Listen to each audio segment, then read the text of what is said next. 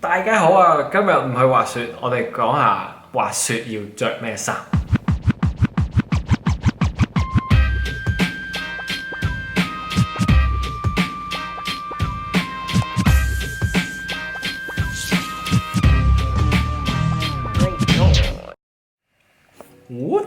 咁間唔中咧就有朋友，特別係一啲未滑過雪或者初學滑雪嘅朋友咧，就會問我究竟滑雪應該着咩衫啦？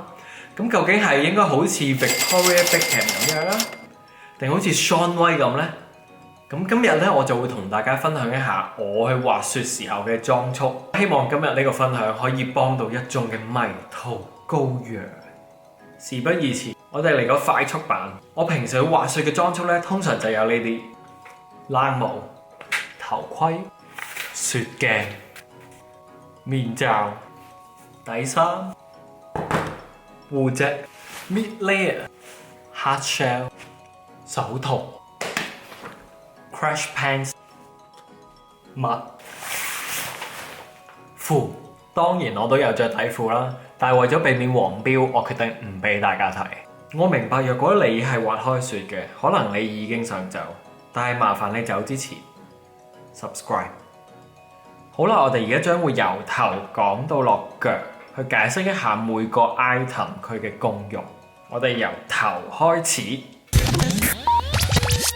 好，咁第一樣要講呢就係頭盔。咁頭盔嘅作用好明顯啦，就係保護你個頭啦。咁始終滑雪都係一個有危險性嘅運動啦，特別係初學者嚟計呢，其實係會成日跌嘅。咁所以有個頭盔保護你個頭，其實都幾重要嘅。咁你話我個人 cheap 地啦，我唔想一嚟第一日就買個頭盔先去滑雪喎。咁唔買得唔得呢？其實係 OK 嘅，因為其實好多滑雪場咧喺租滑雪板嘅地方咧，通常都有得租埋頭盔，而且價錢都唔係太貴。咁所以唔需要太擔心，到時租就可以啦。第二樣我想講咧就係雪鏡。咁雪鏡咧，其實主要有兩個用途嘅。第一咧就係攞嚟去擋太陽，因為譬如好陽光啊，或者係好大雪嘅情況底下咧，你未必睇得好清楚個雪道嘅狀況。咁有啲好啲嘅雪鏡咧，就可以幫你睇到條路啦。咁第二個作用咧就係攞嚟擋風雪啦。咁因為滑雪始終都係一個有速度嘅運動啦，就算唔係好大雪嘅時候咧，咁你滑都有速度咧，就會令到你擘唔大隻眼去睇路咯。咁所以有個雪鏡咧，攞嚟擋風雪咧，其實都好重要嘅。咁如果你話你唔想一嚟滑雪就投資咁多買咁多嘢喎，咁你話唔要雪鏡 O 唔 OK 咧？其實我覺得係 OK 嘅。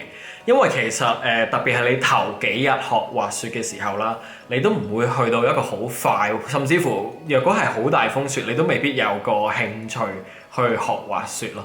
咁所以其實老實講咧，就冇一個必須性，頭幾日就要有個雪鏡咯。好啦，第三樣咧就係頭套。咁市面上有幾款頭套可以揀啦，即係其實有啲就係純粹面罩啦，即係一個箍住頸咁樣，你淨係遮到個嘴啦。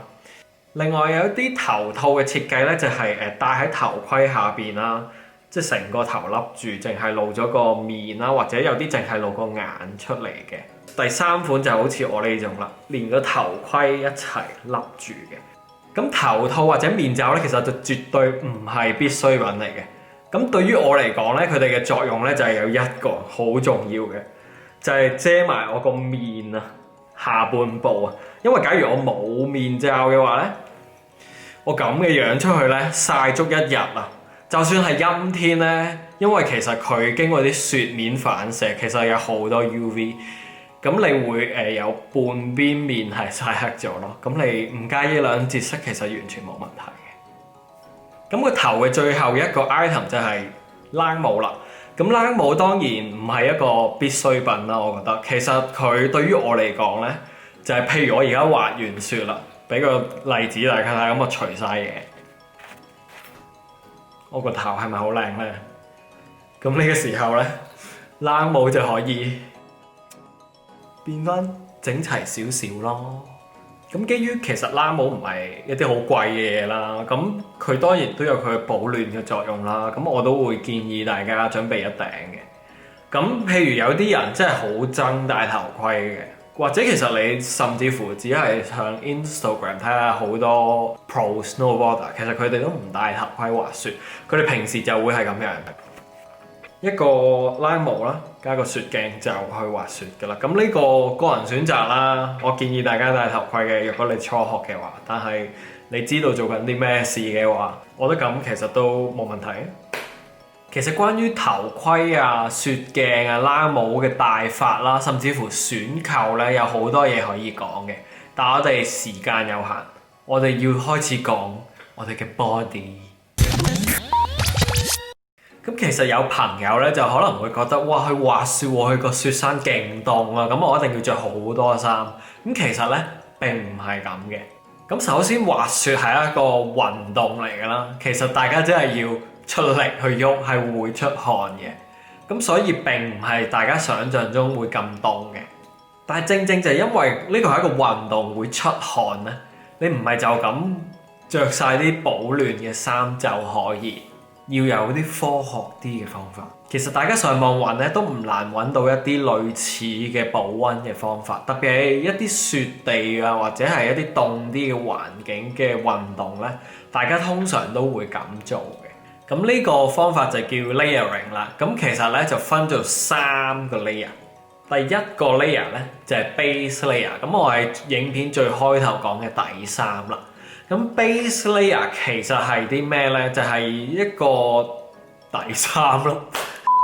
咁 base layer 最主要嘅功用就係幫你保持你嘅身嘅乾爽咯，將你啲汗咧由你嘅皮膚帶到上個衫出面，咁就唔會有啲汗噏住你嘅人咧，咁就唔會凍啦。如果唔係啲汗 keep 住噏住咧，就其實會漸漸就真係會好凍嘅。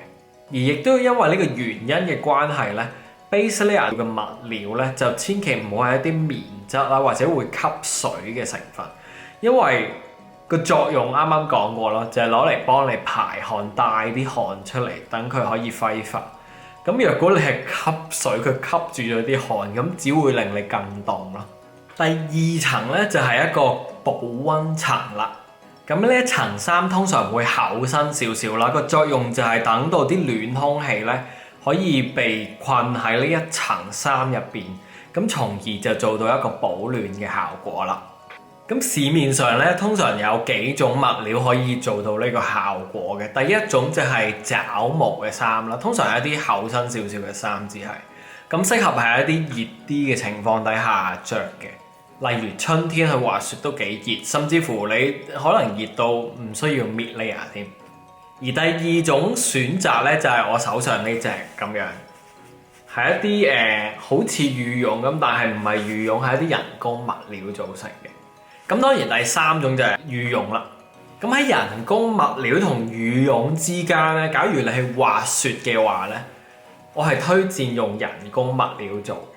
第一個原因咧就係因為人工物料嘅褸咧通常係平啲嘅，重要。而第2個原因咧更重要，就係人工物料冇動物因此而死嘅。第3個原因咧就係譬如滑雪咧，你都可以想像到會濕噶嘛，即係始終有啲雪可能會入咗個褸入邊啦。咁若果係羽絨嘅話，好大問題咧就係羽絨一濕咗咧，佢哋就會黐埋得好緊要，咁佢冇辦法再去 trap 住啲空氣嘅話咧，佢就失去咗保溫嘅功能。咁所以其實我最推薦人工物料嘅褸。好啦，嚟到第3層嘅衫就係 hard shell 啦。咁呢個係最面層嘅衫啦，佢嘅作用咧其實就好簡單，就係幫你擋風同擋水啦。咁滑雪會濕噶嘛，其實呢個就真係好重要啦，令到你嘅人入邊咧保持乾爽，唔會俾啲雪整到你嘅人濕晒。滑雪褸嘅選購其實有超級多嘢可以講，有機會再同大家分享。但係作為初學者嚟講咧，衫呢樣嘢都幾重要嘅。咁底衫當然要自備啦。咁 mid layer 我覺得其實都好應該自備嘅。咁畢竟你去到滑雪嘅地方，通常你都會順便去周圍玩啦、旅遊，咁都係冬天㗎啦。咁你都需要 mid layer 嘅衫嘅。咁至於你話面頭嘅 shell 咧，其實就視乎你去邊啦。例如去日韓嘅唔少滑雪場咧，都可以有得租嘅。咁但係你話去歐美滑雪咧，我就未聽過有人有得租滑雪褸啦。但係其實係好重要，因為你冇咗呢層咧，你好容易成身濕晒咯。係由出邊濕翻去入邊係好難搞。咁如果你話想買埋個滑雪褸先去滑雪，咁 O 唔 OK 咧？其實當然 OK 啦。咁而市面上咧，其實除咗我啱啱嘅 hard shell 之外咧，亦都有呢啲。咁呢啲個厚度咧就勁啲，佢面頭都係防水嘅。咁佢個厚度喺度嘅，點解咧？就係因為唔少雪褸咧係將個 hard shell 同個 mid layer 二合一嘅。咁當然佢都有佢哋嘅功用，而且一般嚟講都會平啲。唔好嘅地方係點解咧？即係我個人好少着嗰啲褸咧，個原因就係因為假如我係熱嘅時候咧，我係冇辦法除咗個 mid layer。淨係有個防水層喺個面，我係要一係淨係着底衫，一係就要連埋個 mid layer 一齊着，唔係好 flexible 咯。但無可否認咧，佢二合一咧，絕對會平過你分開買個 shell 同埋買個 mid layer 嘅，絕對係一個初學嘅一個好好嘅選擇。咁最尾一樣我會着上身嘅嘢咧，就係呢個啦，護脊。咁你都聽到啦，硬刮刮一嚿嘢咁咧，咁佢有一個背心咁俾我着喺個身度啦。咁其實我唔會每次滑雪都着呢個嘅，主要係我去一啲我知道我會去 park 嘅時候咧就會着啦。咁對於初學者嚟講，其實我覺得個重要性唔係太高嘅。咁始終你跌咧，你都係一個唔會跌得好金嘅狀態咯。即係譬如你一個低速啊，或者你係就咁跌啦，但係譬如我去 park 咧，我可能跳到係幾米上面再跌落嚟一啲硬啲嘅雪度，咁所以就有呢個必要性。初學者唔需要。好啦，嚟到手部得兩樣嘢可以講嘅啫。第一就係手套，咁其實手套咧，我覺得係要自備嘅呢個都，因為好少雪場有得租啦。而就算你去自備手套都唔算一個好貴嘅物品。咁市面上有兩種手套可以揀，第一就係有手指，第二就係得手指公。咁我個人就中意呢啲多啲嘅，冇手指嘅原因係咁樣會暖啲啦。而手套有一個要求嘅啫，就係防水啦，都係。若果唔係，你啲手指噏住咗係好凍。而手套之外，手另外一樣嘢需要就係護腕啦。咁我而家冇護腕，而我從來都冇用過護腕嘅。但係其實護腕的而且確有佢嘅重要性喺度，特別對於初學者咧，其實唔少時候你跌落地，若果你跌得唔好咧，你就會用手去落地先啦。咁咧，久而久之就可能好似我咁樣。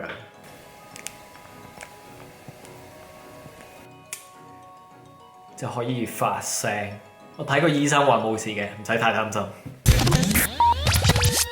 最後我哋嚟到下半身，下半身嘅着法其實同上半身係一樣嘅。我哋都係做翻3個 layer：base layer、mid layer 同埋面頭嗰個防水層。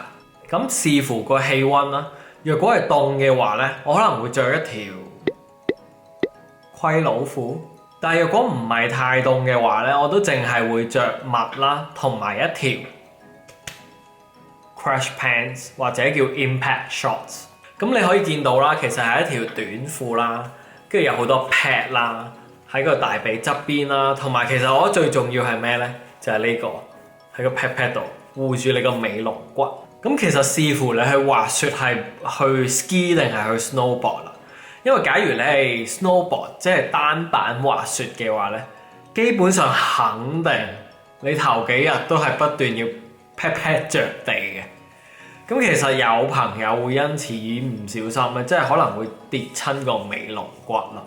咁所以其實有個 crash pants 咧，去護一護你個尾龍骨跌落地嘅時候冇咁傷咧，其實我覺得幾重要。咁呢條褲咧，我唔會好似個護脊咁咯，我淨係知道去 park 我先會着咯。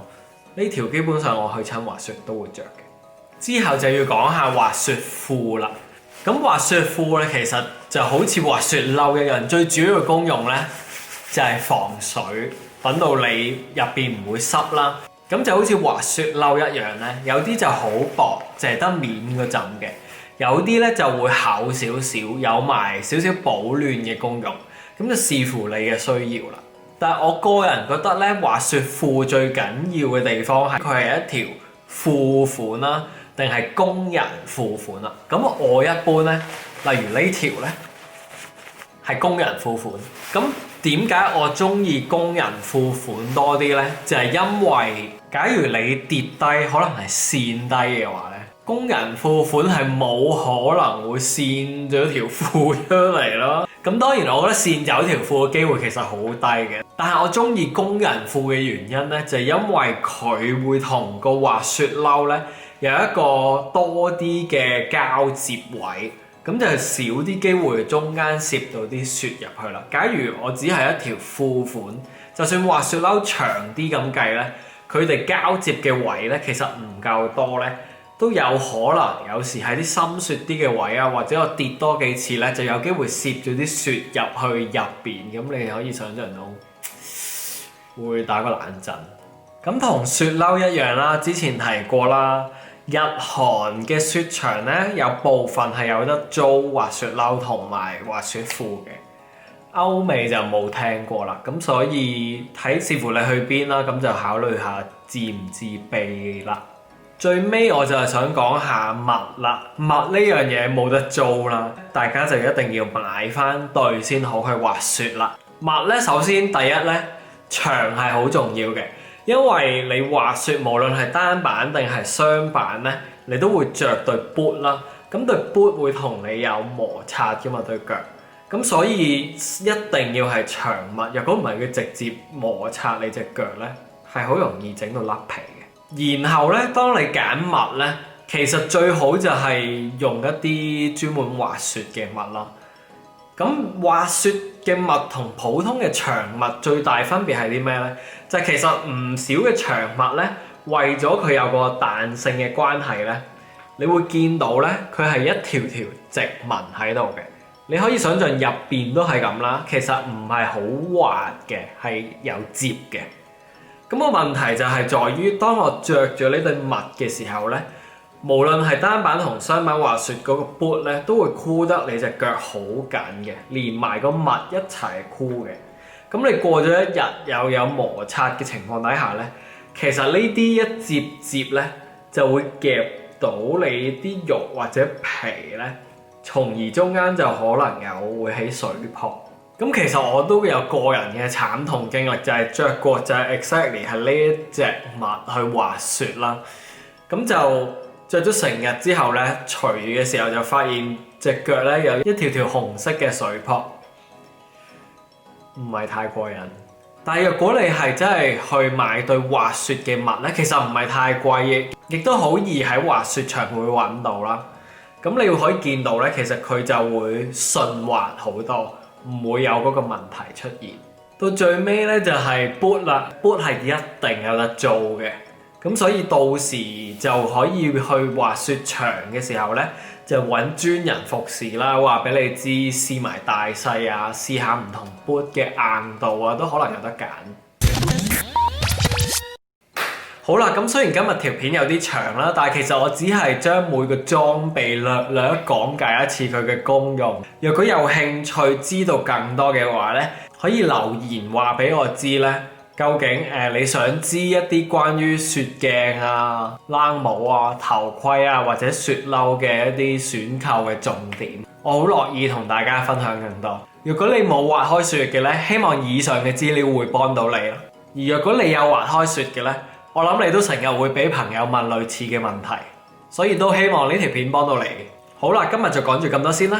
若果中意呢條片，俾個 like 同埋 subscribe 我個 channel 啦。下次再見，拜拜。